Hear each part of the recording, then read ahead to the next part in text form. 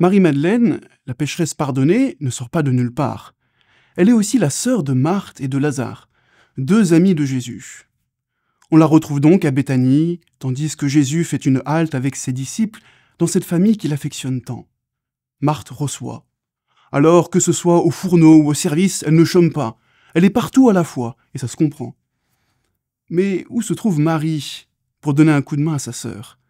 Elle n'est ni à la cuisine, ni auprès des convives, mais là, aux pieds de Jésus, en bon disciple qui écoute. Et elle ne semble pas avoir prévu de changer de poste. Alors, nous assistons à une scène vieille comme le monde, une scène que nous rencontrons dans toutes les familles.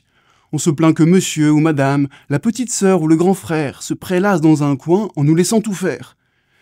Et la réponse de Jésus à la pauvre Marthe a vraiment de quoi faire dresser les cheveux sur la tête. « Marthe, Marthe, tu te donnes du souci et tu t'agites pour bien des choses.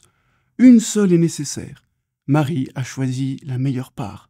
Elle ne lui sera pas enlevée. » Bon, avant de crier au scandale, essayons de comprendre ce que Jésus a à nous dire. Le Christ rappelle qu'à la base de toute vie, de toute action, aussi louable soit-elle, doit se trouver la prière, et donc l'écoute attentive de la parole du Seigneur. L'action, le service, doit toujours laisser assez de place à l'unique nécessaire, la relation à Dieu. Avant de faire des choses pour Dieu, il faut d'abord être avec Dieu. C'est lui qui nous inspire ce qu'il faut faire, c'est lui qui permet à nos œuvres de porter du fruit. Comme un arbre qui ne serait pas profondément enraciné dans une terre humide, sans la source de la prière, nous sommes voués à nous dessécher spirituellement. Marie-Madeleine a donc la sagesse de profiter de la présence de Jésus, de boire ses paroles de vie avant qu'il ne lui soit arraché. Elle a saisi qu'elle devait recevoir avant de pouvoir donner, et cela lui vaut un véritable éloge de la part du Maître.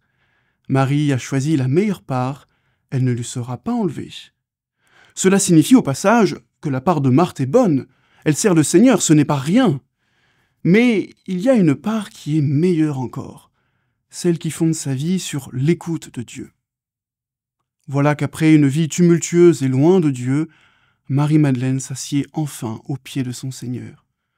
Oubliant tout le reste, Jésus devient l'unique préoccupation de sa vie.